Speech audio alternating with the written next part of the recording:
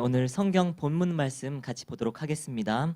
오늘 성경 본문 창세기 18장 9절에서 15절, 창세기 18장 9절에서 15절 말씀 저와 여러분들 함께 교독하겠습니다. 제가 먼저 읽도록 하겠습니다.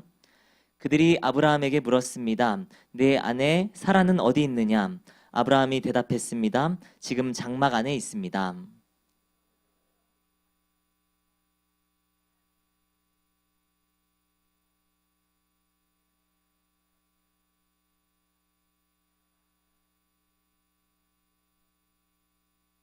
아브라함과 사라는 이미 나이가 많아 늙었고 사라는 아이를 낳을 수 있는 시기가 지난 상태였습니다.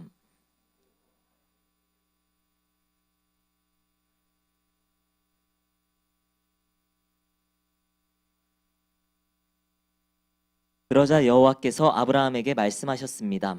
사라는 왜 웃으며 내가 이렇게 늙었는데 정말 아이를 낳을 수 있겠는가 라고 하느냐?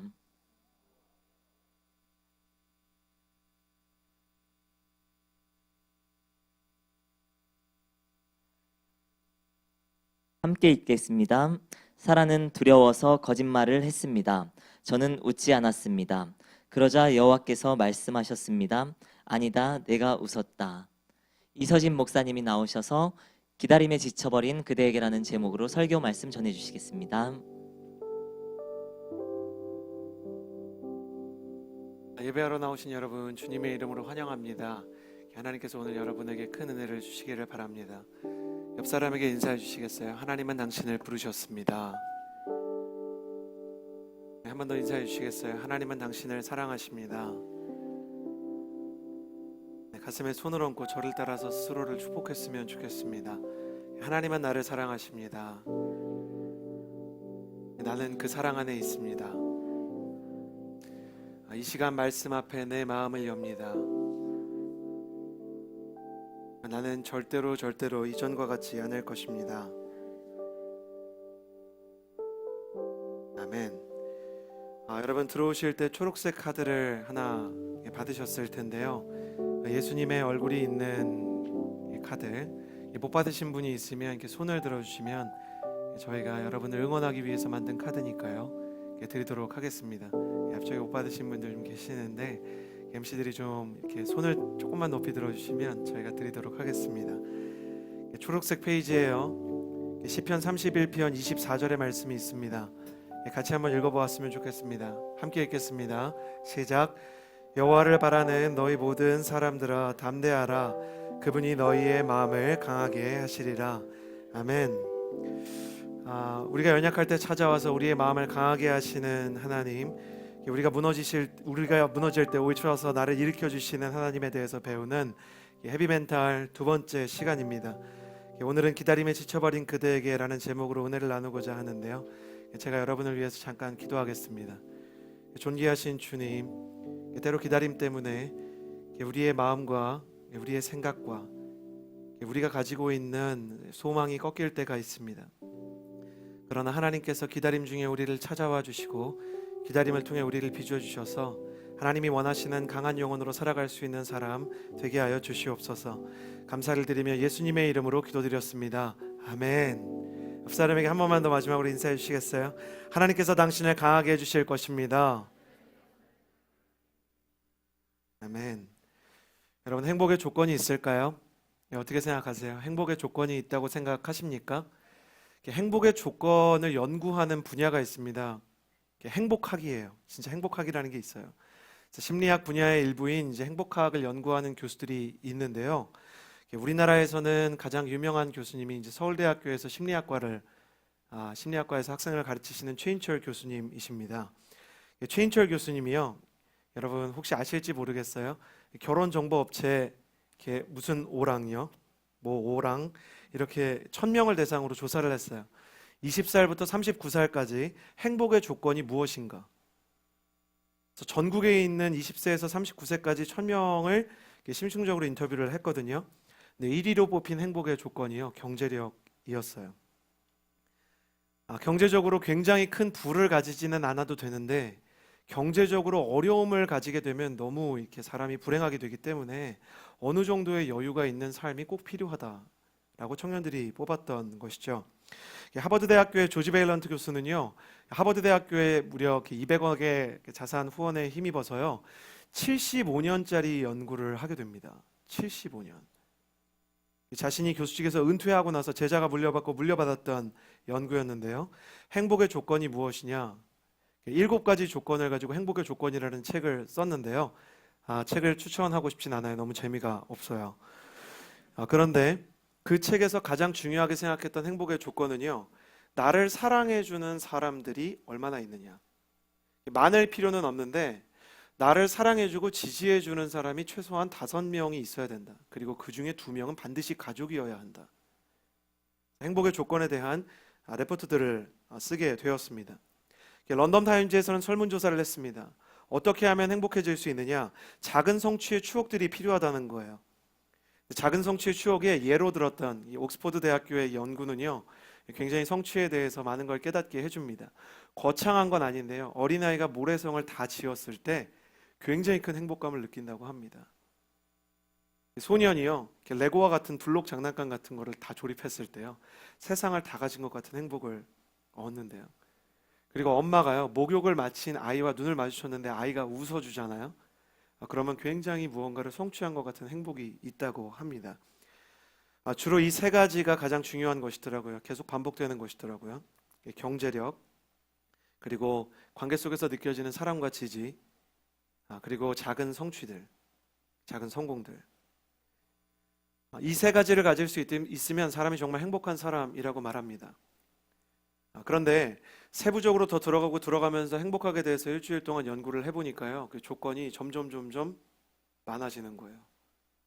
건강해야 되고요, 교육의 기회가 있어야 돼요. 심지어 자기가 태어난 나라에서 다른 나라로 여행을 가는 경험이 필요하고요. 최소한 7가지, 8가지 정도는 필수로 필요하다고 이야기하는 레포트들이 너무 많은 거예요. 세상에 그런 조건을 다 갖춘 사람이 있기는 할까요? 아름다운 외모를 가지고, 그리고 멋있고 아름다운 배우자를, 그 사람과 함께 결혼을 해서 꾸리는 가정을 가진 사람, 사람들로부터는 인정과 존경을 받고 가족으로부터는 사랑을 받는 명예로운 인생, 이런 인생을 넘어서 몸도 건강할 뿐만 아니라 마음도 강건해서 성품도 좋고 신앙도 깊은 사람이 있을까요? 여러분, 그런 사람이 있다고 생각하십니까? 제가 목회를 하면서 보니까요, 있긴 있어요. 우리랑 상관없는 세계에 살아서 그렇지 있기는 있더라고요. 성경에도 그런 사람들이 등장합니다. 굉장히 많은 조건을 가진 사람들. 이 정도면 부족함이 없는 인생이 아닌가? 성경에 그런 사람들이 꽤 많이 나와요. 그 중에 한 사람이 아브라함입니다. 아브라함은 부자라고 성경이 기록합니다. 여러분 기억해 주시겠어요? 성경은 웬만한 일에 놀라지 않습니다. 성경에서 부자라 그러면 진짜 부자인 거예요. 아브라함에게는 아름다운 아내가 있었다고 성경이 기록하고 있습니다. 역시 성경은 웬만한 일에 놀라지 않습니다. 아내가 아름다웠다고 얘기하면 정말 아름다운 거예요. 어느 정도로 아름다웠냐면 이 사라 아주머니가요, 70세에 이집트의 대로를 걷고 있는데 온 사람들이 70세입니다. 70세. 70세인데 온 사람이 저 사람이 결혼을 안 하지 않았을까라는 생각을 했대요. 그리고 저 사람을 데려와서 결혼을 해야 되겠다 생각을 하고요, 왕까지 소문이 나가지고 왕이 그 여자를 데려올 정도로 아름다웠다고 기록합니다. 저는 믿음이 없을 때 홍해를 가르신 하나님을 믿고요, 태양을 멈추신 하나님을 믿었지만 70세 사라가 정말 매력적이었을까? 그런 생각이 들었었어요. 그런데 역사적인 기록에 따르면 정말 사라에 대한 구전이요, 그 이집트에서 공부를 하고 고고학을 공부한 사람들의 이 오래된 기록에 계속 내려오는 것을 보게 됩니다. 정말 절세 가인이었던 것이죠. 아브라함은 신실한 남편이 아니었습니다. 실수가 많은 남편이었고요. 자기의 생명을 보존하기 위해서 자기 아내가 너무 주목을 받으니까 자기 아내가 누이라고 거짓말을 해서 다른 남자의 품에 안길 뻔했던 하나님께서 개입하셔서 그 아내를 지켜주셨던 굉장히 모자란 사람입니다. 그래도 사라는 아브라함을 탓하지 않습니다. 정말 좋은 아내죠. 이 정도면 정말 행복한 인생 아닌가요? 게다가 아브라함에게는 여러 성공의 경험이 있습니다. 이 사람은 기본 베이스가 이민자입니다. 언어가 다르고 문화가 다르고 자기 사업적인 기반과 인맥이 없는 곳으로 이주를 했어요. 본토 친척 아비집을 떠나서 내가 내게 지시할 땅으로 가라. 하나님의 말씀을 따라서 갔거든요. 갔는데 제가 잊지 못하는 설교 제목이 있습니다. 많은 목회자들의 그 설교적 스승이었던 김서택 목사님의 설교 한 줄인데요. 아브라함의 인생 초반을 이렇게 상징하는 문구입니다. 약속의 땅에도 기근이 오는가? 약속의 땅이라고 갔는데 기근을 만나요. 그럼 그렇지 고난 없는 인생이 어디 있으랴. 누군가의 시에 나오는 것처럼 흔들리지 않고 피는 꽃이 어디 있겠어요. 그러나 너무너무 아쉽고 얄밉게도요, 초반에 기근을 만난 것 외에 아브라함의 사업은요 나날이 번창합니다. 조카 롯과 함께 동업을 했거든요. 동업을 하는 사업이 얼마나 커졌는지 한 도시 안에 두 사람이 거할 수 없을 정도로 사업이 성장을 한 거예요. 이 회사가 분리가 되지 않고는 조직이 너무 비대해져서 경영이 똑바로 되지 않는 수준까지 갔다는 겁니다. 지금이야 인트라넷이 있고 LTE가 있지만 그 시대에는 커뮤니케이션이 그냥 구두에서 구두잖아요. 버스 투 버스잖아요. 그러니까 한계가 있었던 시대였어요. 결국 두 사람이 갈라질 정도로 사업이 잘 됩니다. 그 조카 롯이요 욕심을 부리고 가지 말아야 될 동네로 갔다가 전쟁에 휘말려서 포로로 잡혀가거든요. 정의감에 사로잡힌 삼촌 아브라함이요, 이게 작은 전쟁이 아닙니다. 무려 9개의 나라가 전쟁을 하는 그 동네에서, 그 동네 역사에서 가장 큰 전쟁이었어요. 근데 아브라함이 전쟁에 참전해가지고요 조카를 구해낼 뿐만 아니라 전쟁의 승리를 얻어냅니다. 그러니까 하는 일마다 다 잘 돼요. 저만 약간 이상한 걸 수 있는데 이런 인생을 볼 때 굉장히 마음이 어렵습니다. 세상에 왜 이런 인생이 있을까? 뭐가 도대체 힘들단 말인가? 신앙적으로 봐도요 부족함이 없어요. 그 동네 주변에서요 하나님을 똑바로 아는 사람은 아브라함과 사라 둘밖에 없었습니다. 그러니 신앙적으로도 완벽해요. 아름다운 아내가 있어요. 많은 부와 성공이 있어요. 거기다 건강해요. 이렇게 오래오래 살고 계세요. 그러니 뭐가 이 사람이 어렵겠어요. 그러면 아브라함이 행복했겠는가? 수많은 조건을 가진 아브라함, 많은 재물과 많은 성공과 좋은 관계를 가지고 있었던 아브라함이 행복했는가? 성경은 역설적으로 그렇지 않다고 이야기합니다. 이유는 단 하나였습니다. 교회를 다닌 사람들이 이미 알고 있는 그것, 아브라함에게는 자녀가 없었던 것이죠. 아브라함이 100세에 가까이 가는데도요 자녀가 없었어요. 당시 문화로 보면 불행한 일이었고요, 저주를 받은 자의 상징으로 여겨지는 일이었습니다. 완벽한 그에게 부족한 딱 한 가지. 저는 이걸 보면서 삶이 참 얄궂다라는 생각을 했습니다. 처음부터 말씀드렸잖아요. 행복하기 위해서는 굉장히 많은 조건이 필요한데 불행하기 위해서는 조건이 하나만 있으면 됩니다. 다 있는데 결정적인 거 하나만 없으면 불행한 거예요. 돈이 있어요. 그래도 아브라함은 행복하지 않습니다. 자식이 없기 때문이에요. 아름다운 아내가 있어요. 심지어 그 아내가 전폭적으로 자기를 믿어주고 지지하고 존경합니다. 그러나 행복하지 않아요. 둘 사이에 자식이 없기 때문이에요. 아브라함은 성공했어요. 전쟁에서 승리했어요. 그러나 그의 마음 가운데 진정한 행복이 없습니다. 간단해요. 자식이 없기 때문입니다. 인생이 얼마나 부담스러운 것인지 딱 하나가 없거든요. 딱 하나. 근데 그 하나가요 나머지 모든 행복의 조건을 상쇄시켜 버리는 거예요.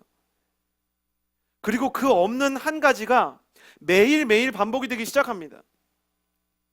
제가 아이를 이렇게 갖지 못하는 어려움 가운데 있는 가정을 만나면요 할 말이 없어요.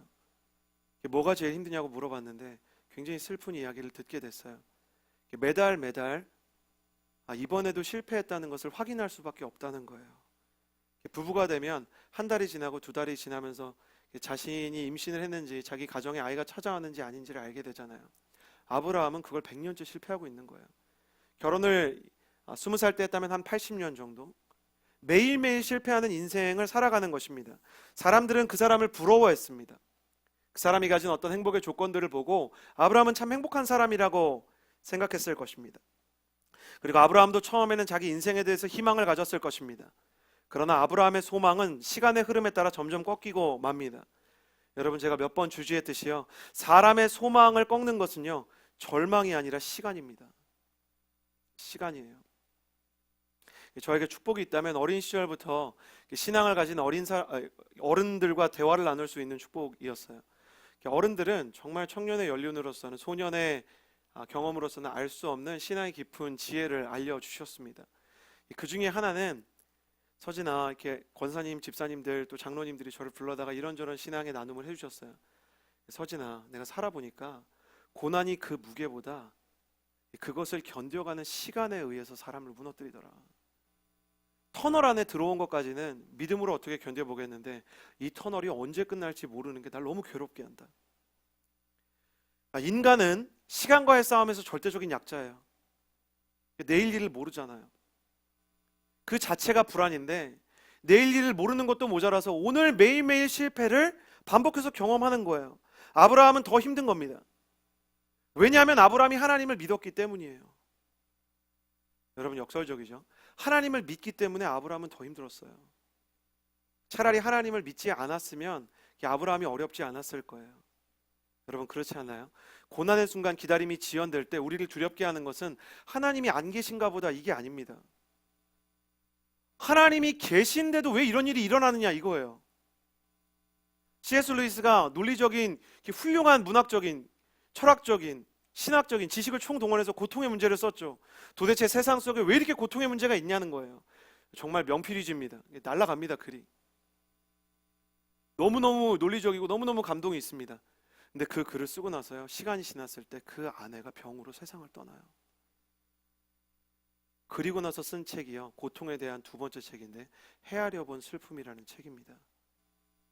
겪어보니까 쉬운 게 아닌 거예요. 자기가 직접 겪어본 고난의 무게, 고통의 무게가요, 쉽게 해결이 되지 않는 거예요. 사랑하는 청년 여러분, 이래서 남의 고난에 배나라 감나라 해서는 안 되는 것입니다. 어떤 사람이 고난을 겪고 있는데 내 믿음을 지키겠다고 다른 사람의 고난의 문제에 함부로 손을 대면 그 사람을 위로하는 게 아니라 상처에 소금을 뿌리는 격이 돼요. 실은 루이스도 그 자신의 일대기를 돌아보면서 헤아려 본 슬픔에서 그런 고백을 합니다. 자기가 고난을 겪고 있는 사람에게 논리적으로, 신학적으로, 감동적인 연설로 그를 위로하고 있다고 착각했지만 막상 어려움을 겪어보니까 사람들의 말이 위로 대신 상처가 되더라. 사실 고난의 문제를 해석하려는 사람들이 자기 자신의 신앙과 이데올로기를 지키려고 하는 것이 아닌가. 하나님이 안 계셔서 힘든 게 아니라 계신데도 왜 내 아내를 데려갔는가. 이게 그 사람을 너무 어렵게 했던 거예요. 아브라함은 특별히 하나님을 원망하지 않지만 그의 마음 가운데, 그의 행실 속에서 창세기의 기록을 한 줄 한 줄 따라가다 보면 그의 답답한 마음이 고스란히 들어 있습니다. 하나님을 원망하지 못해요. 마음이 착한 사람들, 약간 모태신앙 같은 것이죠. 그래서 말을 합니다. 굉장히 정중하게. 하나님, 나에게는 자식이 없으니까 이 종이라도 내가 아들로 삼게 해주십시오. 나에게는 이 사람뿐입니다. 하나님이 자식을 준다 그러는데 하나님, 그거 어차피 안 될 것 같습니다. 그 이야기를 우회적으로 하게 되는 겁니다. 아브라함은 첫 번째, 자신에게 없는 단 한 가지 조건 때문에 힘듭니다. 두 번째, 지연되는 시간 때문에 힘듭니다. 세 번째, 하나님이 계시기 때문에 힘듭니다. 하나님이 없었으면 안 힘들었을 거예요. 오늘 하나님 때문에 힘든 것이죠. 우리도 비슷한 어려움을 겪을 때가 있습니다. 눈물로 기도하면서 시험을 준비했어요. 그런데 시험을 그렇게 열심히 기도했는데 여지없이 떨어지게 된 거예요. 한 해도 아니고 두 해도 아니고 세 해, 네 해, 5년, 6년, 심지어 10년째 낙방을 경험하는 청년들의 이야기를 들을 때 목회자이지만 그들에게 드릴 말이 없을 때가 있습니다. 씩씩하게 올해는 다를 거라고 마음을 다잡고 공부를 시작하겠다고 저와 상담을 하고 주일날 교육자실을 나가면서 미소를 지었는데요. 3일이 지나고 나서 문자가 온 적이 있어요. 목사님, 도무지 책이 손에 잡히지 않습니다. 책을 잡았는데 화가 너무 많이 납니다. 충분히 이해가 됩니다. 남들은 쉽게 세상 속에서 자리를 잡는 것 같은데 벌써 면접만 수십 번 떨어졌다는 이야기. 뭐라고 말해야 될지 모르겠는 것입니다. 기다림의 시간이 길어질 때 우리에게 찾아오는 불청객들이 있는 것 같습니다. 첫 번째는 조급함입니다. 기다리다 못해서 하나님을 대신해서 내가 먼저 움직일 수밖에 없는 겁니다. 하나님의 때를 기다리고 하나님이 원하시는 것을 기다리기가 너무 힘든 거예요. 그러니까 내가 나의 몸을 움직이고 내가 나의 계획을 실행하게 되는 것이죠. 두 번째는 낙심입니다. 빨리 포기하는 마음이에요. 낙심이라는 단어가 빌립보서에 낙심이라는 단어가 나오는데요.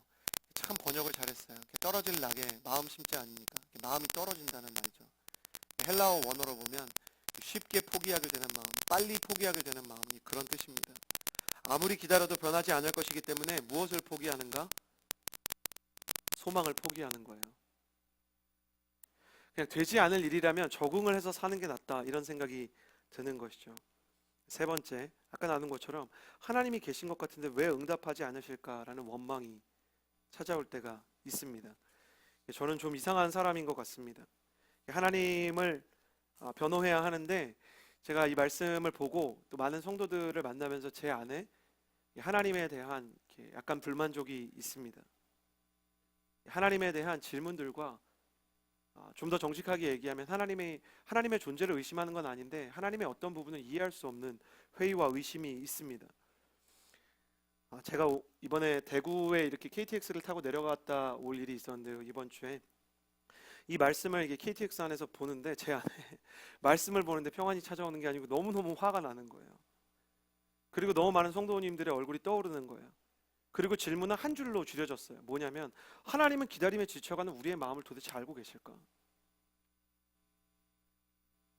하나님은 기다림에 지쳐가는 우리의 마음을 아실까? 내 마음을 아실까?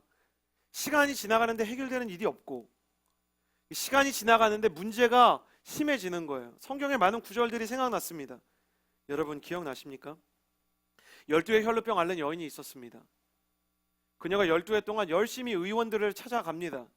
그런데 성경이 뭐라고 기록하고 있냐면 의원들을 열심히 찾아갔지만 그녀의 병이 차도가 있기는커녕 오히려 그 병이 더 중하여졌다고 이야기합니다. 하나님 이런 마음을 아십니까? 하나님은 너무나 전지전능하시고 하나님 안 되시는 일이 없으시잖아요. 하나님 원하시면 바다를 가르시고 태양을 멈추시니까 하나님이 우리와 같은 보통 사람의 연약한 시간에 의해서 허물어져가는 쌓아 올려봤자 파도 한 방에 무너질 것 같은 모래성을 짓는 우리의 허무함을 아실까? 제가 너무 흥분했어요. 죄송합니다. 저는 하나님한테 그런 마음이 있어요. 정말로. 여러분은 없으세요? 어떤 일을 위해서 기도하면서 저 같은 마음이 들지 않으세요? 저는 모태신앙입니다. 중간에 회심을 했지만 모태신앙의 특징 중에 하나는 지금과 같이 원고에 써 있는 것을 읽어도 약간 겁이 난다는 것입니다. 하나님이 나를 혼내시면 어떡하나, 이렇게 내가 마음을 갖고 있으면 하나님이 나를 싫어하시면 어떡하나. 모태신앙은 그렇잖아요. 천국의 존재를 확신하지 않아도 지옥의 존재는 확신을 하잖아요. 오늘 예배 오신 분들 중에 혹시 그런 분 안 계세요? 천국에 가려고 교회 온 게 아니고 지옥에 가기 싫어서 혹시 교통사고 날까봐, 무슨 문제가 일어날까봐, 이런 정직한 질문을 던지는 것이 겁이 나지만 목회자로서 이런 마음이 드는 것을 막을 수도 없습니다. 기다림의 늪으로 천천히 밑으로 끌려 내려가는 것 같은 우리의 마음, 그런 마음들이 제 마음속에 있었습니다. 그리고 이 마음을 읽으면서 하나님에 대해서 알아가는 귀한 경험을 하게 되었습니다. 저는 성경 이쪽 저쪽을 읽게 되었고 내려갈 때는 불편한 마음으로 내려가다가 똑같이 올라오는 KTX 안에서 하나님이 이 기다림에 지쳐가는 우리의 마음을 아신다는 확신을 성경 속에서 발견하게 되었습니다. 누가복음 15장에 하나님은 자기 자신의 마음을 사람에게 알려주기 위해서 비유를 하나 드십니다. 이게 바로 우리가 잘 아는 탕자의 아버지 비유입니다. 아들이 진짜 어마어마합니다. 아버지가 살아있는데 유산을 달라고 합니다. 2000년이 지나도요, 그때도 폐륜이었고 지금도 폐륜입니다. 아버지가 살아있는데 유산을 달라는 것은요, 당시 유대 문화에서 아버지가 돌아가셨으면 좋겠습니다 라는 뜻입니다. 아들이 제정신이 아닙니다. 그러나 아버지는 아들을 존중합니다. 아들은 아버지의 유산을 받아서 밖으로 나가기 시작합니다. 아버지의 유산 중에는 아마 부동산도 있었을 것입니다. 부동산을 팔았다면 아버지가 어제까지 열심히 읽어놓은 포도원에 갑자기 남들이 들어와서 그 포도원을 경작하는 기상천외한 일들, 천인공노할 일들이 있었을 것입니다. 아버지는 말하지 않습니다. 제가 아버지였으면 아들이 밖에서 가산 탕진하고 돼지 쥐엄나무 열매 먹는다는 이야기를 들었을 때 가서 귀잡고 끌고 옵니다. 저는 가끔 연준이가 이렇게 잘하지 않을까 불안함에 휩싸여서 아들을 보면서 기도합니다. 저는 방황을 했기 때문에 아들이 방황하지 않았으면 좋겠는 마음이 있고, 탕자의 아버지의 마음에 대해서 가끔 상상해 봅니다. 저라면 정말 달려나가서 아들 연행해 옵니다. 귀잡고 끌고 옵니다. 그런데 하나님 아버지는 아들의 귀를 잡고 끌고 오지 않습니다. 하나님은 매일매일 동네 어귀에 서서 오늘 돌아올까 내일 돌아올까 오매불망 아들을 기다립니다. 성경이 이야기하는 하나님은, 우리가 믿는 하나님은 기다리시는 하나님이십니다. 매일매일 우리를 기다립니다. 우리가 언제 돌아올까를 생각합니다. 우리를 연행해 올 수도 있습니다. 그리고 그렇게 하시는 경우도 가끔은 있습니다. 모태신앙들이 두려워하는 그거죠. 사고가 나고 문제가 생겨서 도저히 하나님께로 돌아갈 수 없는 상황 가운데 놓이는 경우가 있습니다. 그러나 대부분의 경우 하나님은 그냥 기다리십니다. 저는 이 말씀을 묵상하고 깊이 들어가면 큰아들도 아니고 셋째 아들쯤 되어서 아버지한테 말합니다. 아빠, 형 잡아오세요. 형 정신 못 차리는 거예요. 저 사람 정신 못 차린다니까요. 아버지 가서 잡아오세요. 아버지는 말이 없습니다. 하나님의 기다림을 생각해 봅니다. 구약성경 전체가 하나님의 기다림이라고 말해도 과언이 아닙니다. 하나님은 하나님께서 부르신 사람들을 기다리십니다. 하나님이 구원한 사람들을 기다리십니다. 하나님은 하나님이 사랑하는 이스라엘을 기다리십니다. 그러나 이스라엘은 하나님께로 돌아오지 않습니다. 그런데 우리의 기다림과 하나님의 기다림은 다릅니다. 우리는 조급하지만 하나님의 기다림에는 조급함이 없습니다. 왜냐하면 하나님은 우리에게 시간이 필요하다는 걸 아시기 때문입니다. 저한테는 정말 눈에 넣어도 아프지 않은 둘째 딸이 있습니다. 둘째 딸은 첫째에 비하면 말을 하는 속도가 너무 더딥니다. 얼마 전에 딸이요, 잘자 그랬거든요. 잘자, 너무 귀엽습니다. 잘자 그러는 거예요. 원래 딸은 아빠한테 반말해도 귀여운 겁니다. 잘자. 사실은 잘자 말고요, 딸이 사자라는 말을 할 줄 압니다. 그러니까 잘 들어보면 사실 이게 사자가 아닐까 의심이 찾아옵니다. 그리고 잘 들어보면 사자 같습니다. 근데 잘 자라고 믿습니다. 넌 잘 자라고 한 거다. 밤이니까 아빠를 생각해서 넌 분명 잘 자라고 얘기한 거다. 믿습니다. 아닐 수도 있습니다. 그런데도 불구하고 그 딸이 그냥 그렇게 말했다고 믿습니다. 아니어도 괜찮습니다. 언젠가 이 딸이 한국말을 똑바로 하게 될 거라고 믿기 때문입니다. 하나님이 우리를 그렇게 믿으십니다. 아이가 일어나다가 넘어지기를 반복합니다. 어린이들을 연구하는 육아학자들에 따르면요, 어린아이가 한 번 일어나기 위해서 평균 1240번을 넘어진다고 합니다. 똑바로 뛰기 위해서 1240번이나 넘어진다고 합니다. 그런데 부모가 그걸 보고 막 혼내고 화내지 않습니다. 어머, 너네 사람이 걷지를 못하니? 인간은 원래 직립보행이 가능한 거야. 일어나. 어머, 너는 넘어져서 왜 우니? 그렇게 말하지 않습니다. 1240번 넘어져도 1241번째 일어나면 박수를 치는 게 부모입니다. 기다림의 깊이는 결국 사랑의 깊이가 결정하는 것 같습니다. 하나님은 우리를 사랑하셔서 조급하지 않습니다. 우리에게 시간이 필요하다고 생각하십니다. 우리는 기다림의 상황 속에서 낙심하지만 하나님은 낙심하지 않으십니다. 하나님은 택하신 사람을 포기하거나 후회하지 않으시기 때문입니다.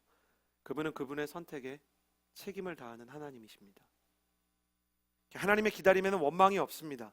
사람들은 하나님을 쉽게 등지지만 카멜레온처럼 쉽게 자신의 컬러를 바꾸고 변온동물처럼 쉽게 신앙의 온도를 바꾸지만 하나님께서는 우리를 원망하지 않습니다. 예수님께서 십자가를 지시기 전에는 호산나 외치던 사람들이 예수님이 십자가를 질 때 사람들이 다 소리를 쳐서 예수님 원망했지만 예수님은 아버지, 저들은 저들이 하는 일을 모르고 있나이다, 조용히 기도해 주셨습니다. 하나님은 그래서 사람에게 때로 기다림을 허락하십니다. 기다림 그 자체가 하나님의 성품이기 때문입니다. 기다림 없이 하나님을 이해할 수 없습니다. 하나님이 우리에게 기다림의 시간을 주시는 제일 큰 이유는 기다림을 통해서 하나님의 마음과 그분이 우리에게 가지고 계신 당신의 사랑을 이해하기 바라시는 마음이 있기 때문입니다. 우리가 하나님을 기다리듯이 하나님도 우리를 기다리십니다. 기다림 안에 하나님을 이해하고 그분을 닮아갈 수 있는 비밀의 통로가 있는 것입니다. 그리고 우리가 하나님의 기다림을 닮아간다면 우리 안에 있는 조급함과 낙심과 원망을 극복하게 되는 것입니다. 오늘 우리는 말씀을 통해서 아브라함이 하나님을 기다리는 모습을 보게 됩니다. 그리고 그 기다림 속에서 조급함을 넘어서고 낙심을 넘어서고 원망을 넘어서서 하나님의 사람이 되어가는 아브라함을 보게 됩니다. 기다림 속에서 흔들리는 아브라함의 마음, 무너져가는 아브라함의 마음을 지탱하기 위해서 하나님은 세 가지 선물을 주십니다. 오늘 창세기 함께 읽었던 창세기 18장 그 앞에 있는 1절과 2절의 말씀을 같이 한번 읽어보았으면 좋겠습니다. 함께 읽겠습니다. 시작. 여호와께서 마므레의 큰 나무들 근처에서 아브라함에게 나타나셨습니다.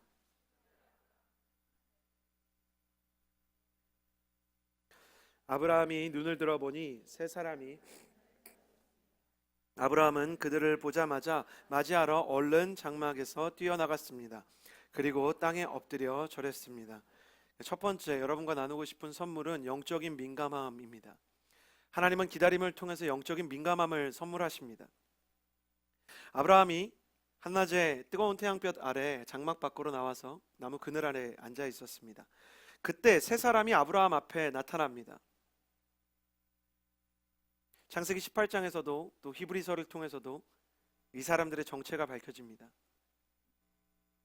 사람처럼 보였던 세 사람 중에 한 분은 하나님이셨고 나머지 둘은 천사였습니다. 오늘 말씀 바로 전에 사건을 기록한 창세기 17장 22절을 보면 하나님께서 아브라함과 이야기하시다가 이 같은 해에 있었던 사건입니다. 하나님께서 아브라함과 말씀하기를 마치시고 그를 떠나 올라가셨다 이렇게 기록하고 있습니다. 그러나 하나님은 아브라함을 향해 다시 오셨습니다. 우리는 여기서 중요한 영적인 사실을 배우게 됩니다. 하나님이 우리를 떠나시는 것 같지만 그분은 언제나 다시 돌아온다는 것입니다. 예수님은 왜 십자가를 지시고 왜 부활하셨습니까? 예수님이 부활하시고 나서 가장 처음에 하신 일을 보면 부활하신 예수님의 이 부활의 이유를 발견하게 됩니다. 예수님은 부활하시고 사랑하는 제자들을, 실패하고 죄를 짓고 예수님을 부인했던 사람들을 찾아가셨습니다. 하나님은 다시 오시는 하나님이십니다. 문제는 말씀을 볼 때 제자들이 하나님이 그곳에 계신 줄을, 예수님께서 그곳에 서 계신 줄을 제자들이 몰랐다는 것입니다. 고난이 크면 예수님이 그 자리에 서 있어도 보지 못합니다. 내가 생각하는 문제 안에 갇히면 하나님이 그 문제를 해결하기 위해 내 인생 가운데 찾아오셔도 내가 그 하나님을 보지 못합니다. 그래도 하나님은 거기 계십니다. 놀랍게도 아브라함은 자기 앞에 온 사람을 보고 하나님이라고 생각합니다. 비범하다는 것을 느껴요. 이 창세기 18장의 아브라함은 99세입니다. 아브라함이 하나님을 처음 만난 창세기 12장을 보면 그의 나이가 75세였습니다. 아브라함이 하나님을 만난 지 24년이 지난 때입니다. 이 24년 동안 12장에서 18장까지 성경의 기록이 한 6장 정도 있는데 이 안에 아브라함은 오늘 말씀이 기록된 18장에 이르기까지 한 번도 먼저 하나님을 발견한 적이 없습니다. 늘 하나님이 먼저 나타나셔서 말씀을 하시고 늘 하나님이 먼저 나타나셔서 아브라함을 불러주셨어요. 그런데 24년의 기다림 끝에 아브라함이 영적으로 민감한 사람이 되었습니다. 24년 만에 그는 그에게 다가오신 하나님을 처음으로 발견하게 되었던 것입니다. 성경 말씀을 보면 세 사람을 보자마자 2절 말씀에 보면 그들을 보자마자 맞이하러 얼른 장막에서 뛰어나갔다고 이야기하고 있는 것입니다. 24년의 기다림이 그에게 남긴 귀한 선물이 있었어요. 그게 뭐냐면 영적인 민감성이에요. 하나님은 기다림을 통해서 영적인 민감함을 선물하셨습니다. 하나님이 우리를 기다림의 고독의 광야로 던지실 때가 있어요. 이스라엘의 광야에 가보면요, 이게 무슨 사막처럼 생긴 것도 아니고 그냥 운동장이에요. 끝이 없는 운동장이에요. 그냥 운동장이 계속 펼쳐져 있는 거예요. 거기 이렇게 풀 몇 폭이 없고 뭐 이렇게 뭐가 없죠. 그냥 쭉. 아브라함은 주로 광야에서 하나님을 만났어요. 광야를 전전하면서 사실 보장할 수 없는 내일을 하나님께 맡겨드리면서 사업을 하는 사람이었어요. 그는 광야의 이 밤하늘을 보면서 수도 없이 하나님께 물었을 것입니다. 하나님 언제입니까? 오늘입니까? 하나님 어디 계십니까? 하나님 내가 너무 힘든데 하나님 느껴지지 않습니다. 광야에서는 아무것도 들리지 않습니다. 그에게 중요하다고 생각했던 사람들도 어느덧 먼저 그의 장막을 떠나는 상실의 아픔을 경험하는 밤들이 있었습니다. 그러나 하나님은 그 고독의 광야 속에서 원석과 같던 다듬어지지 않았던 우리의 영적인 민감성을 다듬어서 보석처럼 만들어가기 시작하십니다. 사람이 아무 소리도 들리지 않으면 작은 소리에 민감해집니다. 어두운 곳에 가만히 있으면 빛에 민감해집니다. 밤하늘에 떠있는 별은 본래 낮 하늘에도 떠있지만 내가 주목할 수 있는 태양이 있을 때 그 자리에 별이 있다는 것을 아무도 모르는 것처럼 어둠이 찾아오고 나서야 보이는 세계가 있습니다. 기다림의 어둠 속에서 아브라함은 영적인 민감함을 그의 영혼 가운데 소유한 사람이 되었습니다. 사람들과 함께 바쁘게 뛰어다니는 도시 속에서는 우리의 내면 세계를 보기도 어렵고 하나님의 임재를 발견하기도 어렵습니다. 정직하게 우리 자신을 돌아보지 못하고 직면하지 못하는 삶은 굉장히 위험합니다. 그래서 하나님은 때로 우리에게 사람을 데려가시고 때로 우리에게 물질을 가져가시고 때로 우리를 지지하던 사람들과 우리를 이별하게 하십니다. 아브라함은 점점 말수가 적어집니다.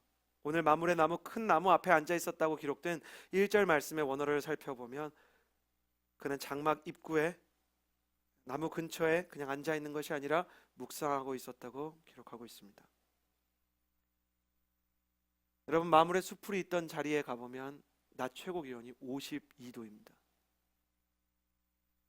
그런데도 불구하고 그는 그곳에 앉아서 하나님을 생각하고 있었습니다. 나에게 나타나셨던 하나님을 묵상하고 있었습니다. 사랑하는 여러분, 기다림의 광야 속에서 문제와 좌절과 낙심의 문제만 바라보는 사람이 있고 하나님을 생각하는 사람이 있습니다. 당신은 무엇을 생각하십니까? 무엇을 기다리십니까? 당신의 영혼은 민감해지고 있습니까? 아니면 둔감해지고 있습니까? 하나님의 말씀을 통해 우리에게 아브라함의 모습을 보게 하십니다. 이 기다림의 광야 속에서 우리는 하나님의 음성과 하나님이 우리 가운데 계시다는 사실을 발견하게 되는 것입니다. 나는 지연되는 기다림 속에서 하나님을 발견하는 청년이 되기를 주님의 이름으로 축복합니다. 여러분의 마음속에, 여러분의 삶 속에 하나님께서 주시는 영적인 민감성과 하나님의 음성을 듣는 축복이 있게 되기를 바랍니다. 하나님께서 두 번째로 주신 축복은 무엇이었는가? 선물은 무엇이었는가? 9절에서 12절의 말씀을 같이 읽겠습니다. 9절에서 12절입니다. 같이 읽겠습니다. 시작. 그들이 아브라함에게 물었습니다. 너의 아내 사라는 어디에 있느냐? 그러자 여호와께서 말씀하셨습니다. 내가 내년 이맘때쯤 반드시 내게 돌아오겠다. 그때 내 아내 사라에게 아들이 있을 것이다. 사라는 아브라함의 뒤에 있는 장막 입구에서 듣고 있었습니다. 아브라함과 사라는 이미 나이가 많아 늙었고 사라는 아이를 낳을 수 있는 시기가 지난 상태였습니다. 그래서 사라는 속으로 웃으면서 말했습니다. 내가 이렇게 늙어서 기력이 없고 내 주인도 늙었는데 내게 과연 그런 기쁜 일이 있겠는가? 하나님께서 주시는 두 번째 선물은 기다림을 통해서 정직한 선물을 허락하신다는 것입니다. 정직한 마음을 주시는 거예요. 하나님을 알아본 아브라함이 땅에 엎드려서 절을 하고 하나님과 천사들을 집으로 초청했다고 성경이 기록합니다. 영적으로 민감한 사람은 예배를 한다는 것이죠. 영적으로 민감한 사람은 하나님을 섬긴다는 것입니다. 여기 땅에 엎드려서 절했다는 말은 뒤쪽으로 가면 예배했다는 것과 같은 단어입니다. 그는 하나님을 알아보았습니다. 그래서 절을 하고 하나님과 천사들을 집으로 초청합니다. 하나님은 아브라함의 극진한 대접을 받으시고 아브라함을 축복해 주십니다. 여기는 우리서 예배하는 사람의 축복을 발견합니다. 예배하는 사람에게 하나님께서는 하나님의 축복을 약속하신다는 것입니다. 내년 이맘때 네가 아들을 낳을 것이라고 말씀해 주셨습니다. 저는 이걸 보고 또 그러면 안 되는데 또 화가 나기 시작했습니다. 아니 왜 이제서야 언제인지를 얘기해 주는 거냐 이거예요. 내가 본토 친척 아비집을 떠나 내가 내게 지시할 땅으로 가라. 내가 너로 큰 민족을 이루고 창대케 하리니 너는 복의 근원이 될 것이다. 약속 자체가 아들이 없으면 성립이 안 돼요. 75세 때 큰 민족을 이루려면 이거 자식이 있어야 돼요. 근데 아브라함이 80세 때도, 아브라함이 85세 때도 하나님이 언제 주신다는 말씀은 안 하시고 약속만 하는 거예요. 나는 이 하나님이 어떤 때는 너무 힘든 거예요. 저만 나쁜 놈입니까? 저만 이상한 겁니까? 나는 너무 답답한 거예요. 나는 궁금한 게 언제요 이거예요. 제가 대구에 가서 청년 집회를 섬기게 됐어요. 근데 청년들이, 이 교회가 너무 감동적이에요. 청년들이 질문을 받았어요. 제가 예상한 건 이제 연애나 뭐 진로나 이런 문제였어요. 근데 그냥 70%가 다 영적인 질문이에요. 하나님과의 관계에 아주 그냥 모든 초점이 맞춰진 그런 청년부였어요. 이 기도를 하면은 무슨 정말 우레 같은, 무슨 월드컵 경기장에 온 것 같은 그런 기도가 이제 있는 곳이었어요. 근데 가장 많은 질문이 뭐였냐면, 질문만 읽어도 그냥 마음이 느껴져요. 언제까지 하나님을 기다려야 됩니까?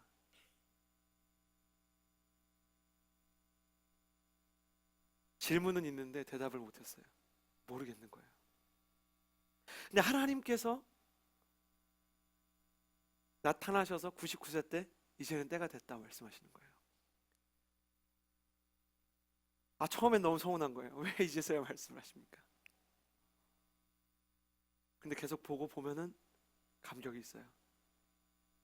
그런 상상을 하게 돼요. 영적으로 하나님이 나한테도 그러시는 날이 오시면 좋겠다. 네가 기도하던 그게 이제 다 왔다. 저는 개인적으로 제가 변할 날을 꿈꿉니다. 제가 예수님의 마음을 가지게 될 날을 꿈꿉니다. 조금 더 사랑이 많아지고 조금 더 정직하고 조금 더 겸손해지기를 바랍니다. 그래서 저는 기도합니다. 하나님, 온유한 마음을 주십시오. 여유롭고 너그러운 마음을 주십시오.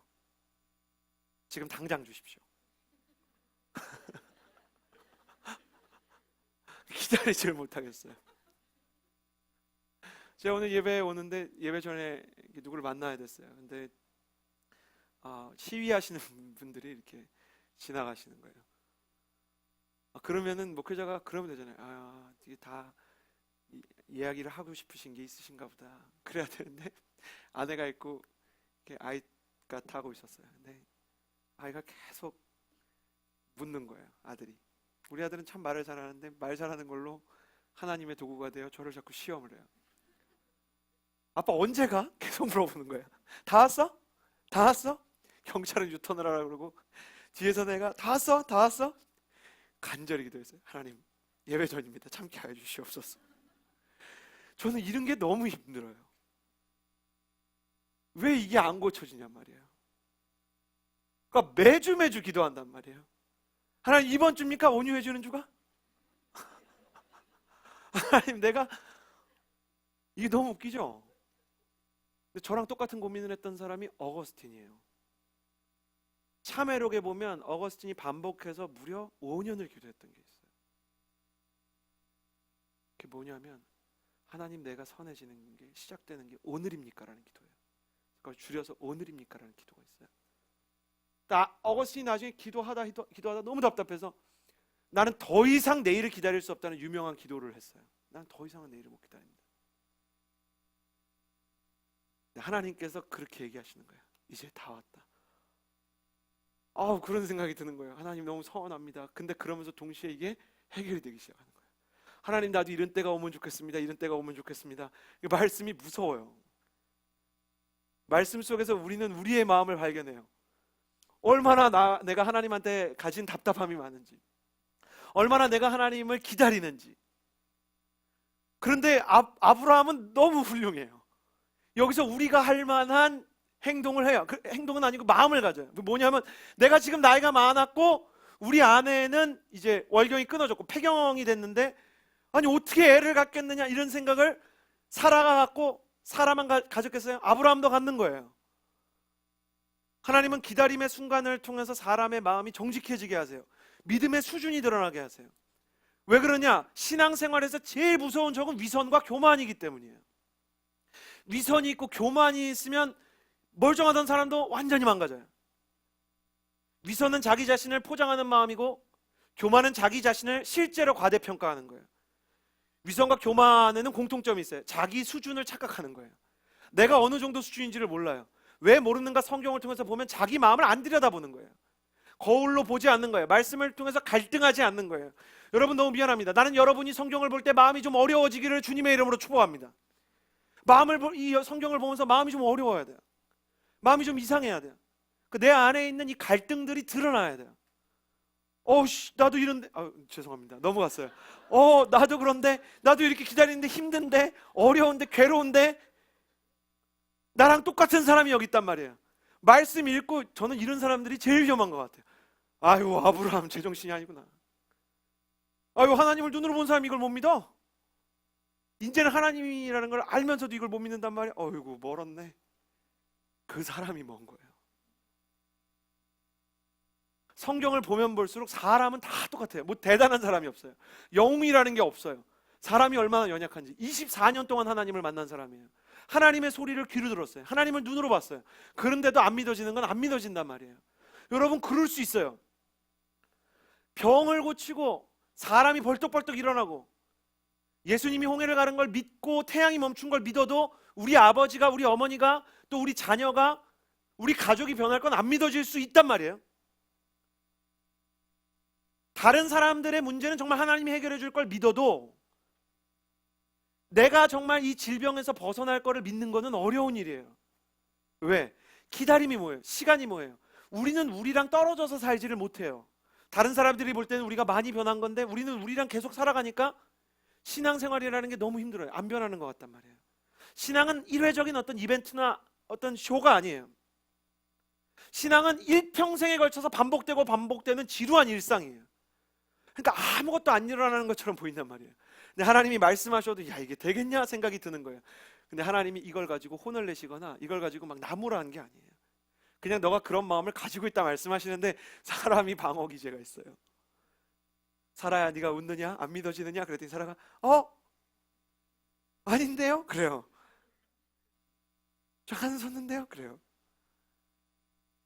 여러분 신앙에 그런 게 있어요. 저도 어릴 때 이렇게 조금 영적으로 회심하고 얼마 안 됐을 때는 내가 진짜 성령의 사람이 됐다는 착각이 있었어요. 성령의 사람이 아닌 것도 아니었지만 저는 내가 굉장히 변했는 줄 알았어요. 그래서 무슨 말을 하면 아닌데? 난 안 무서운데? 아닌데? 난 아닌데? 계속 그랬어요. 목사님 무슨 말씀을 하시든 나는 아닌데? 낙심하지 않는데? 나는 두려워하지 않는데? 아유 성령 충만하지. 그때 제일 싫은 말이 어떤 영적인 사람들이 와가지고 얘기해봐 그러는 거예요. 얘기할 게 없어요. 기도 제목 얘기하면 늘 뭐라 그랬냐면 저는 내가 그리스도 안에 그리스도가 내 안에 그런 기도 제목을 가지고 삽니다. 그런 기도 제목을 가지고 살았던 우리의 궁극적인 목표이긴 하지만 그것만이 우리의 수준이라고 착각하게 하는 게 바리새인의 신앙생활이에요. 뭐든지 다 영적이고 뭐든지 다 괜찮아서 우는 법도 모르고 웃는 법도 몰라요. 그러니까 다른 사람이 울 때도 같이 못 울고 다른 사람이 웃을 때도 같이 못 웃어요. 그래서 가만 보면 기도는 열심히 하는데 사람이랑은 말이 안 돼요. 그냥 망가져 있는데 자기가 망가져 있는 걸 몰라요. 근데 성경을 보면 성령님이 자꾸 불편하게 하시는 게 있단 말이죠. 아브라함의 문제와 우리 문제가 똑같아요. 똑같아요. 기다림 속에서 아브라함은 자기 수준을 착각하지 않는 겸손을 선물로 받았어요. 정직한 자에게 주어지는 가장 큰 선물은 겸손인 것 같아요. 정말 이 선물을 받고 싶어요. 어떤 영적인 목사님이 그런 비유를 했어요. 하나님의 은혜는 폭포와 같아서 하나님이 높으시고 우리가 낮을수록 은혜가 폭포처럼 떨어진다는 거예요. 은혜를 못 받는 이유는 우리가 하나님만큼 높아져 있어가지고 이 은혜의 강물이 거꾸로 거슬러 올라가야 돼요. 기적이에요, 기적. 영적인 세계에는 질서가 있고 원리가 있어요. 하나님이 높은 곳에 계시고 우리는 낮은 곳에 있고 우리는 연약하고 눈물을 흘리고 비천하지만 하나님은 우리에게 평안을 주는 거예요. 평안한 사람은 성경에 따르면 존재하지 않아요. 평안을 주시는 하나님만 존재하세요. 하나님이 없으면 아무것도 아니라는 것을 아브라함이 우리에게 보여줘요. 믿음의 사람 아브라함은 믿음이 무엇인지를 보여줘요. 하나님이 없으면 아무것도 아니라는 겸손이 믿음인 거예요. 그는 기다림 가운데 겸손을 배우게 되었습니다. 하나님께서 주셨던 마지막 선물 13절에서 15절의 말씀을 같이 읽겠습니다. 함께 읽겠습니다. 시작. 그러자 여호와께서 아브라함에게 말씀하셨습니다. 나을 수 있겠는가? 라고 합니다. 여호와께 어려워서 못할 일이 있겠느냐? 내가 내년 이맘때쯤 곧 정해진 때에 내게 돌아올 것이며 사라에게 아들이 있을 것이다. 사라는 두려워서 거짓말을 했습니다. 저는 웃지 않았습니다. 그러자 여호와께서 말씀하셨습니다. 아니다, 네가 웃었다. 저는 이게 너무 재밌어요. 이 부분이 성경에서 굉장히 재밌어요. 사라가 안 웃었어요. 근데 하나님이 웃었잖아. 웃었잖아 그러는 거예요. 우리가 하나님 앞에서 스스로를 속이는 마음을 하나님이 아시죠. 무서운 거예요. 혼날까 봐. 우리가 거짓말을 하는 이유 중에 가장 큰 이유는 두려움이 있기 때문입니다. 내가 너무 보잘것이 없어서 거짓말을 하지 않고는 다른 사람의 사랑을 받을 수 없을 것 같은 두려움. 내가 하나님에 대한 믿음이 부족해서 하나님으로부터 심판을 받을 것 같다는 두려움. 그래서 우리가 우리를 자꾸 포장을 해요. 그러나 하나님은 그 마음을 아시고 드러내시고 그 두려움을 책망하지 않으세요. 어떤 의미로 이 두려움을 이해하세요? 저면은 이때부터 제가 하나님이면 이때부터 국정원이에요. 웃었잖아. 안 웃었어 진짜? 너 내가 누군지 몰라? 앉아봐. 이리 와서 앉아봐. 음식하지 말고 앉아봐. 얘기 좀 하자. 하나님 그렇게 안 하세요. 그냥 지나가 주세요. 그래가다가 그리고 나중에 사라가 이걸 인정하고 그때 내가 웃었다. 그걸 인정한 게 뭐예요? 자기 아들 이름을 이삭이라고 줬어요. 이삭이 웃었다는 거예요. 이게 이 웃삭이요 스마일 이런 게 아니고요 laugh예요. 진짜 웃겼다 그 얘기예요. 그러니까 우리나라 이름으로 치면 아브라함의 아들 그러니까 김개그 이런 이름이에요. 좀 웃긴 이름이에요. 스마일이라고 보기보다는 laugh, 내가 웃었다 그 얘기예요. 좀 위트 있는 거죠. 이삭의 이름이 너무 성경의 이름을 어떻게 이렇게 지었냐 이렇게 생각을 하지만 이삭은 어머니로부터 이 얘기를 계속 들었을 거예요. 내가 하나님 못 믿고 웃었었다. 근데 하나님이 그걸 진짜 웃음으로 기쁨으로 바꿔주셨단다. 이삭이 이 이야기를 들으면서 계속 그 마음 가운데 믿음을 선물 받았을 거예요.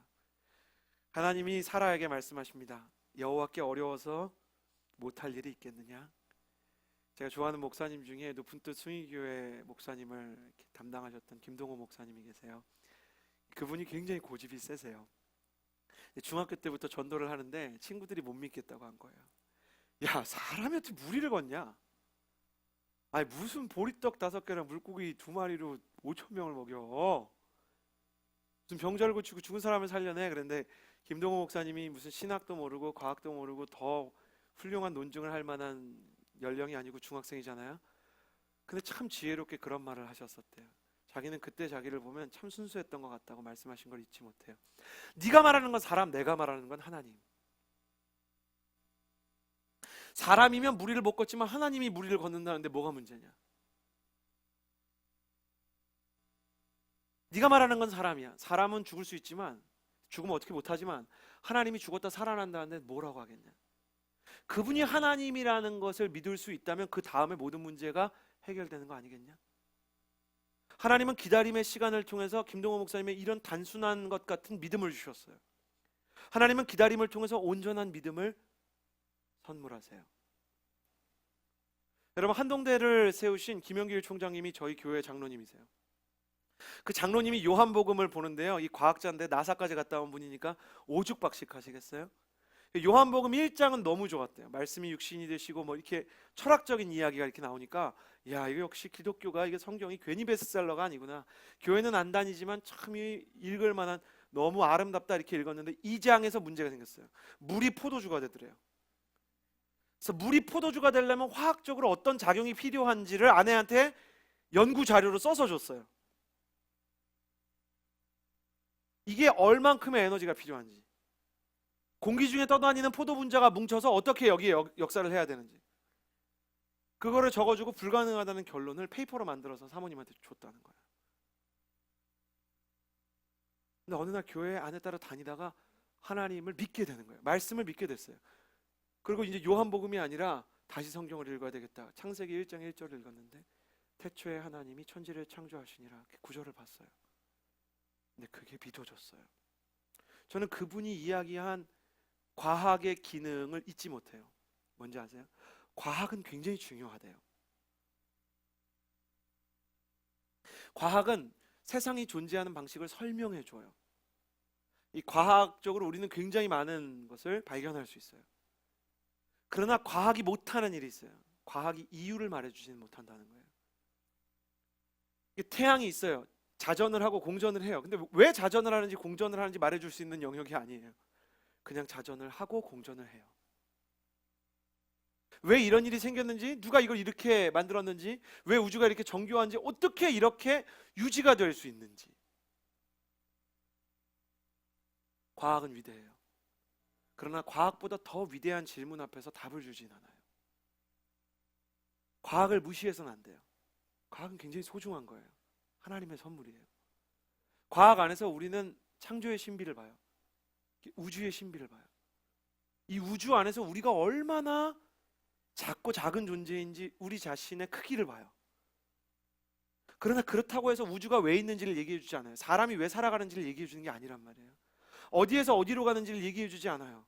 생명이 왜 있는지, 우리는 왜 사람을 사랑하는지, 우리에게는 왜 꿈이 있는지를 과학이 얘기해 주는 게 아니에요.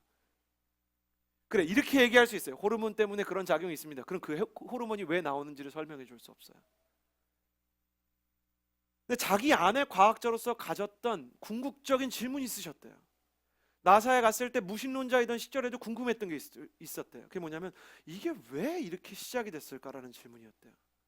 이유를 모르겠더래요. 그래서 과학의 천재들이 모인 나사 모임 속에서 신을 믿고 크리스천인 사람들을 만날 때 너무 불편했대요. 도대체 과학자들이 왜 신을 믿는단 말인가? 그러나 그는 그의 인생의 공허함과 해답을 찾을 수 없는 질문 앞에서 어느 순간 설명할 수 없는 하나님의 은혜에 의해서 예배 가운데 하나님을 믿게 되었어요. 아브라함에게 세상 사람들에게 없는 힘이 있었어요. 그 힘으로 바꿀 수 있는 어떤 부분들이 있죠. 장막이 찢어져서 비가 새면 장막을 바꾸면 돼요. 종들이 병이 들면 좋은 약을 가져다가 바르면 돼요. 사업에 문제가 부딪히면 자기를 사랑해주는 사람들과 새로운 일을 하면 돼요.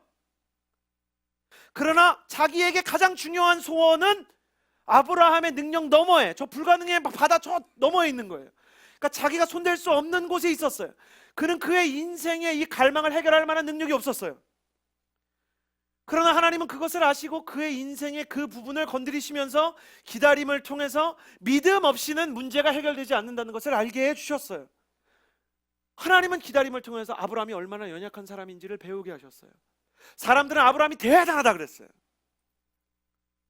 이게 기다림을 통해서 주어진 아브라함의 믿음이에요. 아무리 사람들이 대단하다 그래도 나는 너무 작은 거예요. 근데 내가 작아지면 작아질수록 하나님은 점점 커지는 거예요. 여호와께 어려워 못할 일이 있겠느냐? 그 말을 평생 가슴에 새기고 살아가는 사람이 되었어요. 하나님은 모세를 훈련시키실 때 모세와 이스라엘 백성을 홍해 앞으로 데려가셨어요. 그리고 홍해를 가르려고 모세가 이제 손을 들고 기도를 하기 시작하죠. 근데 손을 들고 있는데 이집트의 왕자 보셨어요? 와, 그럼 정말 멋있습니다. 이 지팡이를 바다에 확 꽂아요. 그러면 바다가 이렇게 쫙 갈라지죠. 성경에는 뭐라고 써 있을까요? 모세가 손을 들었는데 아무 일도 안 일어나요. 그때 제일 당황한 사람은 모세였을 거예요. 자기도 뭐가 될 줄 알았던 거죠. 여러분, 그런 기도 해보셨어요? 교육자가 돼보지 않으면 그런 마음을 몰라요. 아울리치를 갔는데 오늘 이게 모 목사님이 비가 너무 많이 내리는 거예요. 그래서 조용히 손을 들고 조용히 기도했어요. 이 비가 멈출 것입니다. 하나님, 지금 사람들이 수천 명이 모여서 예배드리기로 야외에서 예배드리기로 하나님 멈춰 주실 것입니다. 근데 너무 좋은 목사님을 신뢰하는 임원이, 너무 성품이 좋은 임원이 목사님이 비가 멈출 거라고 예언했다는 소문을 퍼뜨렸어요. 아울리치 중에. 그 사람들이 비가 멈출 거라 그랬대, 목사님이. 근데 수습 불가한 지경인 거예요. 그래서 이 목사님이 겉으로는 어떻게 기도하냐면, 하나님께서 비를 멈추실 것입니다. 능력이 임할 것입니다. 하나님 새롭게 하실 것입니다. 하나님께서 우리에게 맑은 하늘을 주실 것입니다. 그러고 마음속으로 일기예보가 어떻게 됐지 지금. 그러고 뭐라고 기도했는지 아세요? 한 번만 살려주세요 하나님. 지금 비가 안 멈추면 큰일 나게 생겼습니다. 모세가 그런 마음 아니겠어요? 홍해 앞에 갔어요. 손을 들려고 그랬는데 아무 일도 안 일어나요. 성경에 그렇게 써 있어요. 바람이 불기 시작하는데요, 밤새도록 바람이 불어서 조금씩 바다가 갈라졌다 그래요. 밤새도록. 야, 이 밤새도록 홍해가 갈라지려 그러면요 정말 천천히 갈라져야 되는 거더라고요. 이거를 강준민 목사님이라는 분이 굉장히 멋있게 문장을 쓰셨어요. 기다림은 길을 엽니다. 그런 책이 있어요. 나중에 꼭 읽어보세요. 제가 모세가 아니라서 다행이에요. 손 들고 안 갈라지면 수영하라는 얘기인가 보다, 그렇게 생각했을 거예요. 정말 저는 성격이 그래요. 손 좀 들고 있다가 눈 100번 떴을 거예요. 뭔지 아시겠죠? 여러분, 우리도 그러잖아요. 기도하고 달라졌나요? 그래서 막 기도원의 양털 같은 기도 같은 거 보고 따라하잖아요. 막 품에 넣었다가 막 이거 말렸다가 걸레 놓고 막 하나님 이거 말르나요? 안 말르나요? 그런 거 하잖아요. 근데 손을 들고 모세가 하나님 앞에 간절히 기도해요. 하나님, 이 백성을 여기서 죽게 하시려고 하십니까? 밤새 무슨 기도를 했을까? 성경이 그걸 기록하지 않아요. 근데 알 것 같아요. 하나님, 내가 어떻게 할 수가 없습니다. 이거는 내가 감당할 수 없는 바다인데 하나님 손들라 그래서 들었습니다. 그리고 이 바다가 갈라지지 않으면 우린 다 죽게 생겼습니다. 하나님께서 이끌어내신 이 백성 가야 되는데 앞에는 바다가 있고, 하나님 나는 너무너무 무섭습니다. 가끔씩 그 모세의 뒷모습을 상상해요. 얼마나 앞으로는 많이 울었을까, 얼마나 두려웠을까, 얼마나 힘들었을까. 그러나 손을 들고 하나님 이 바다를 갈라주실 것을 믿습니다. 근데 어느 때에 이 바다가 갈라지는 것을 보고 그제서야 모세는 믿음이 생겼을 거예요. 여러분, 기다림 없이 응답이 즉각 응답되는 사람들이 간혹 있더라고요. 주로 교만하고 성품이 망가지고 다른 사람들의 인생을 쉽게 다른 사람의 고난을 너 기도 안 해서 그래, 말씀 안 봐서 그래. 근데 그렇지가 않아요. 얼마나 오랜 기다림이 있는지, 얼마나 지루한 싸움이 있는지 성경이 기록하고 있어요. 홍해가 잘 갈라지지 않죠. 우리는 모세만큼 못 가는 사람들이니까 손 들었다가 손 놓고 뒤로 갔다가 수영하려고 했다가, 홍해가 안 갈라진다고 뒤로 가려고 보니까 또 애굽의 전차가 있어서 가지도 못하고 오리무중인 내 인생을 보면서 그냥 한탄하고 원망하고 조급해하지 않습니까? 그러나 아브라함에게도 모세에게도 기다림은 길을 열었습니다. 사랑하는 여러분, 그 기다림이 길을 열 때 우리는 이렇게 말하게 될 것입니다. 지금까지 지내온 건 주님의 크신 은혜입니다. 내 힘으로 한 거 하나도 없습니다. 하나님이 다 해주셨습니다. 나한테 답을 묻지 마세요. 내가 답을 모릅니다. 그러나 내가 기도해 주겠습니다. 하나님이 당신을 강하게 하실 것입니다. 내가 당신의 신앙에 훈수 둘 수 없지만, 내가 당신의 아픔에 답을 알지 못하지만 하나님이 혹시 이 기다림 끝에 당신을 구원해 주실지도 모르니 내가 기도하겠습니다. 말만 하지 않고 기도하는 하나님의 사람이 될 것입니다. 너무 힘든 기다림의 폭풍 앞에서 속절없이 무너져버리는 우리에게 주님은 정직한 마음을, 또 온전한 믿음을, 그리고 우리 마음 가운데 필요한 하나님 아버지를 향한 영적인 민감성을 선물하시길 원하십니다. 사랑하는 여러분, 제가 선포할 때 아멘 하시기를 바랍니다. 이 기다림의 순간을 통해 영적으로 깊어지는 영적 민감성을 선물받게 될 것입니다. 이 기다림의 시간을 통해 하나님의 수준과 나의 수준을 착각하지 않는 겸손한 정직함을 선물받게 될 것입니다. 이 기다림의 순간을 통해 온전한 믿음의 사람으로 빚어지는 축복이 있게 될 것입니다. 기다리는 모습을 보여주고 오직 주님만 높이는 겸손한 예배자로 예수님을 닮아가는 하나님의 사람이 될 것입니다. 그리고 끝내 우리는 하나님의 응답을 이삭처럼 손에 얻게 될 것입니다. 가슴에 손을 얹고 기도하며 나아갑시다. 이 시간에 정직하게 우리의 마음을 돌아봅시다.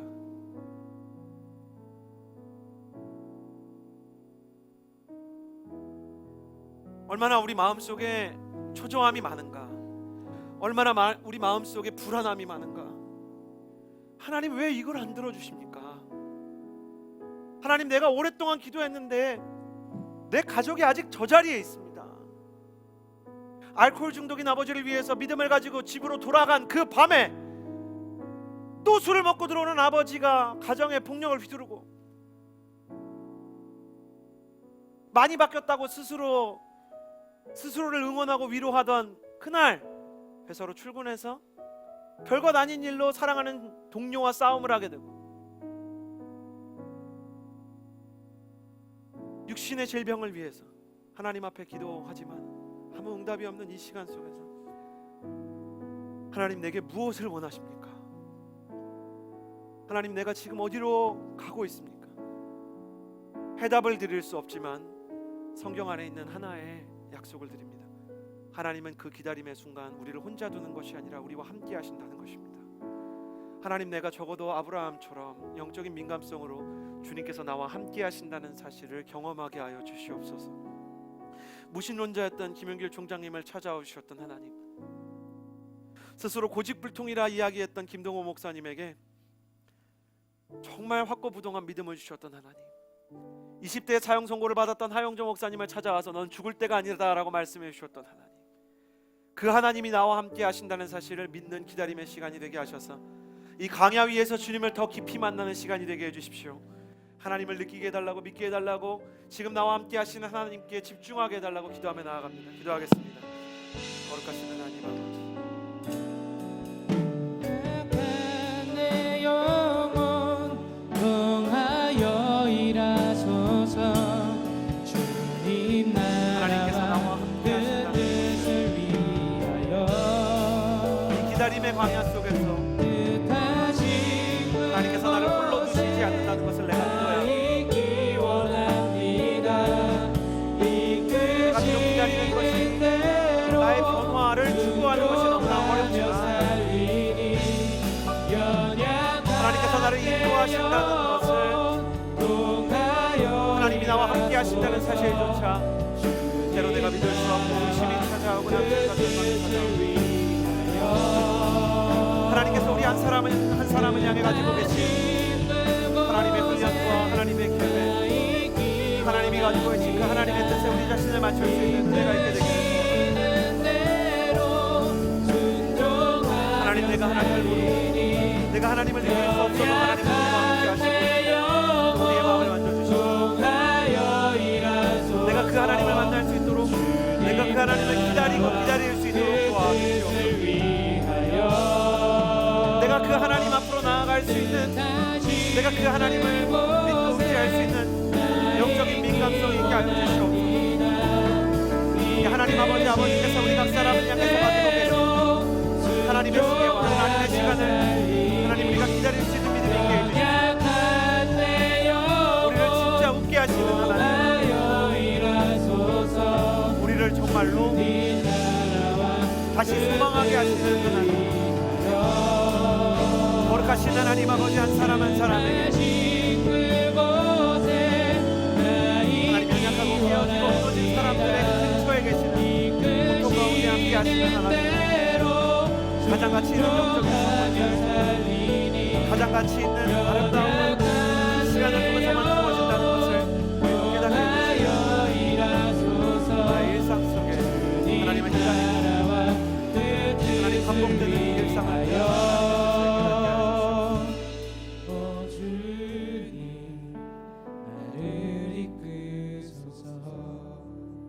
이 시간에 기도하며 나아갈 때 우리가 영적으로 겸손해지게 해주십시오. 우리가 할 수 있다는 생각을 내려놓아야 합니다. 마음이 높은 채로는 하나님을 만날 수가 없습니다. 무릎을 꿇어야만 보이는 세계가 있는 것입니다. 하나님, 내가 위선적인 사람입니다. 하나님, 내가 교만한 사람입니다. 우리는 이 기다림의 광야 속에서 인정해야만 합니다. 우리가 우리 수준을 착각했습니다. 신앙생활의 연차가 중요한 것이 아니라 성령님 앞에 무릎 꿇는 깊이가 중요하다는 것을 자꾸 외면하고, 우리 자신에 대한 자고한 마음으로 특별히 다른 사람의 고난과 다른 사람의 인생에 훈수두려고 했던 거 회개합니다. 내 인생의 답도 모르면서 다른 사람의 인생에 개입을 하고 분수를 두고 평가했던 나를 용서하여 주시옵소서. 이 시간에 기도하며 나아갈 때 회개하는 마음으로 겸손을 구하며 기도하며 나아갑시다. 하나님을 하나님의 자리에 두는 청년이 되게 해주십시오. 하나님을 하나님으로 인정하는 사람이 되게 해주십시오. 하나님 정말로 겸손한 사람이 되게 해주십시오. 간절히 기도하며 나아갑니다. 기도하겠습니다. 해주소서.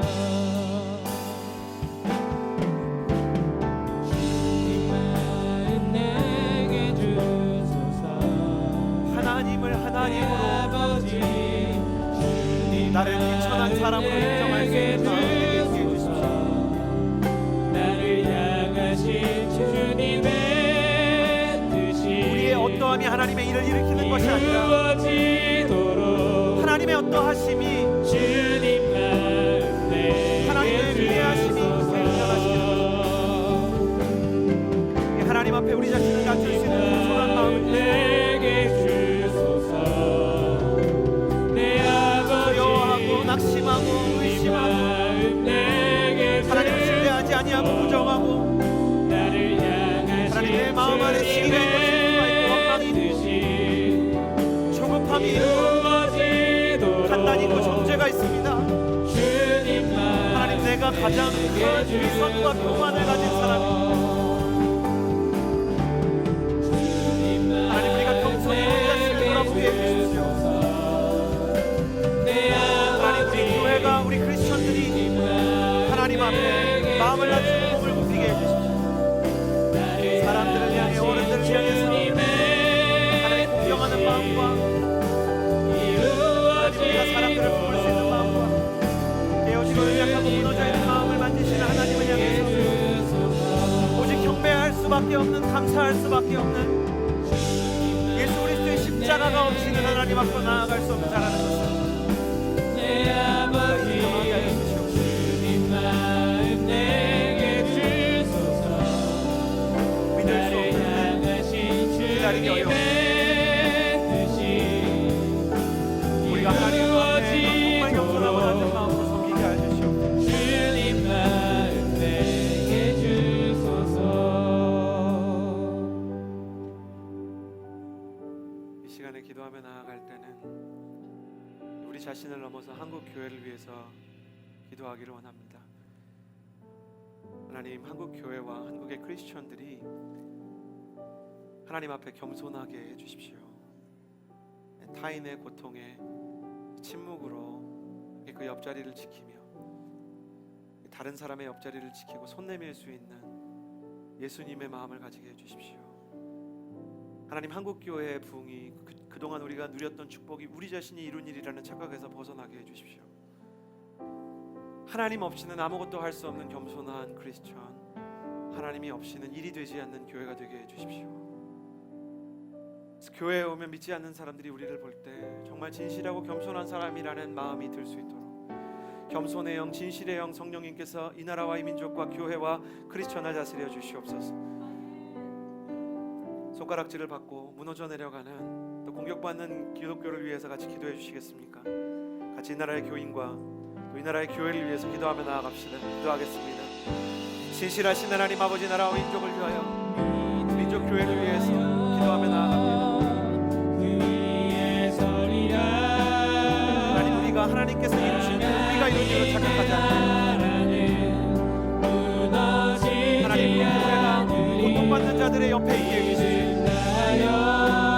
하나님 우리 크리스천들이 아픔을 실험하는 사람들의 곁을 지켜주는 사람이 되게 해주시옵소서. 우리가 할 수 있는 일이 없사오니 예수님께서 하십시오. 다시 한번 무릎을 꿇고 겸손하게 다시 한번 하나님 앞에 하나님 회개하고 겸손을 구하는 하나님의 능력이 없이는 아무것도 하나님의 말씀이 없이는 그런 것도 할 수 없는 무능한 교회, 무능한 크리스천이 되게 해주십시오. 하나님 우리를 아브라함처럼 낮춰주십시오. 우리가 가진 것들로 무엇말을 할 수 있다는 생각을 하지 않게 해주십시오. 하나님 이 나라 청년들이 무릎을 꿇고 회개하며 하나님이 오실 날까지 주님 앞에 예배하게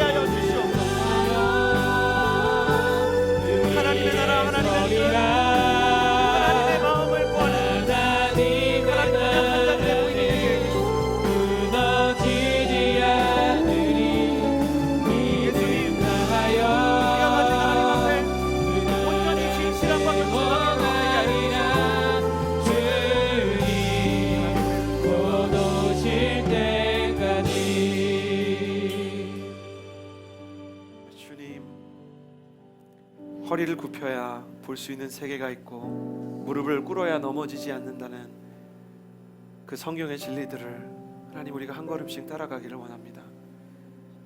하나님 자고하지 않게 해주십시오. 하나님이 없이 아무것도 할 수 없다는 두려움과 무능함을 배우는 시간이 되게 해주십시오. 내가 약할 때 강함이 되신다는 사도 바울의 고백을 봅니다. 약하지 않고 강하신 하나님을 어떻게 만나겠습니까? 마음문을 열지 않고 어떻게 예수님을 영접하겠습니까? 주님, 우리가 이 기다림의 광야 속에서 하나님을 초청하고 주님 앞에 무릎 꿇는 겸손을 배우게 하여 주시옵소서. 그 겸손으로 빚어지는 온전한 믿음, 그 겸손에서 주어지는 영적인 민감함을 가지고 나아가는 하나님의 사람이 되게 해주십시오. 한국교회, 한국 크리스천들, 사람을 판단하지 않고 고통받는 자들과 함께하며 침묵으로 그들을 응원할 수 있는, 함께 눈물을 흘리는 사람들이 되게 해주시고, 우리의 짧은 부족한 신앙으로 함부로 모든 것을 판단하려고 하는 그 모든 교만으로부터 우리가 스스로를 지킬 수 있게 해주십시오. 그렇게 할 때 우리에게 진정한 웃음과 미소와 이삭을 주실 주님을 바라봅니다. 홍해를 갈라주실 주님을 바라봅니다. 우리가 이삭을 얻게 되는 그날, 홍해를 건너게 되는 그날, 하나님 앞에 다 주님께서 하셨습니다 라고 고백할 수 있는 자가 되게 하여 주시옵소서. 이제는 우리 구주 예수 그리스도의 은혜와 하나님 아버지의 사랑과 성령의 교통하심이 이 자리에서 예배하는 주의 모든 자녀들 위해 이제로부터 영원토록 함께하여 주시기를 간절히 축원하옵나이다. 아멘.